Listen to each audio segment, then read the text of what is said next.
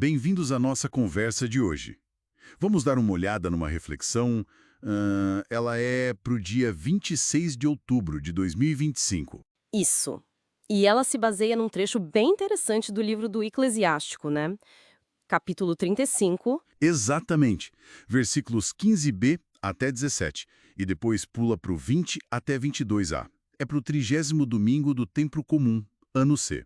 Um tempo litúrgico que foca muito no nosso dia a dia, na vivência da fé na prática. Perfeito. E o nosso papo aqui, então, é tentar, assim, desvendar as ideias principais desse texto, sabe? Sobre justiça de Deus, humildade e também o poder que a oração tem. E já começa forte, né? A ideia central é: o Senhor é um juiz que não faz discriminação de pessoas, né? Isso já dá o tom. E o texto continua dizendo que Deus ouve quem está sofrendo, os oprimidos, órfãos, viúvas, enfim, quem clama mesmo por justiça. Pois é. E a primeira análise que o material traz, a leitura, ela reforça isso. Mostra a Deus como esse juiz justo, que acolhe quem foi, tipo, injustiçado. Acolhe sem olhar a quem. Exato.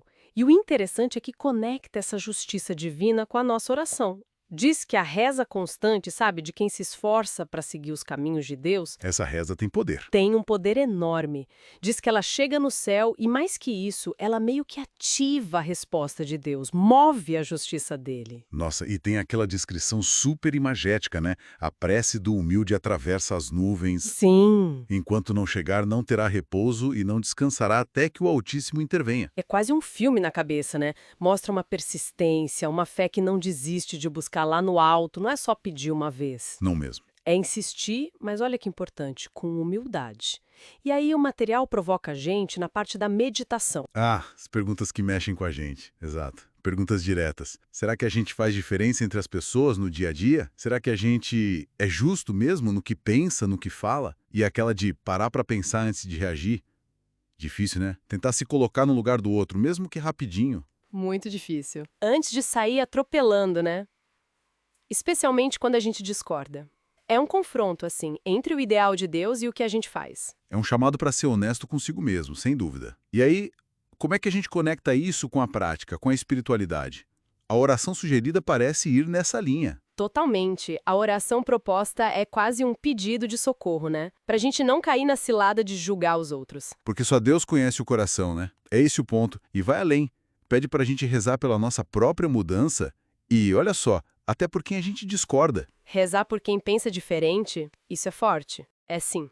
E até menciona a campanha da Fraternidade de 2024 sobre amizade social, reforça essa ideia de construir pontes, de respeito mesmo na diferença. Então, o foco não é impor a fé, mas viver de um jeito que o exemplo fale por si. É isso? Exatamente. E a oração também pede força para manter essa fé, mesmo quando as coisas ficam difíceis, quando não entendem a gente. Entendi. É sobre coerência, então, entre crer e agir. Isso leva direto para a ação, para as sugestões práticas. Isso. São basicamente duas coisas. Primeiro, se controlar mais na hora de expressar o que a gente sente. Aquela coisa de pensar antes, ter empatia, não agir só no impulso. É, um freio na nossa reatividade. É um treino diário, né? Com certeza. E o segundo ponto da ação, qual era mesmo? Perseverar na oração. Lembra da imagem da prece que atravessa as nuvens? Ah, sim, a persistência. Isso. A ideia é confiar que essa insistência feita com humildade vai ser ouvida. Não como mágica, mas como um sinal de constância na busca por Deus e por justiça. Faz todo sentido. Pensando nisso tudo, então, qual seria a mensagem para a gente guardar? A contemplação. Olha, acho que o ponto-chave é o contraste, né? Entre a justiça de Deus, que o texto diz ser totalmente imparcial, o versículo 15 é fundamental aí, e a nossa mania humana de julgar, de rotular, de discriminar. Nossos critérios falhos. Exatamente. E segundo essa reflexão, o caminho para diminuir essa distância é a humildade e a oração persistente.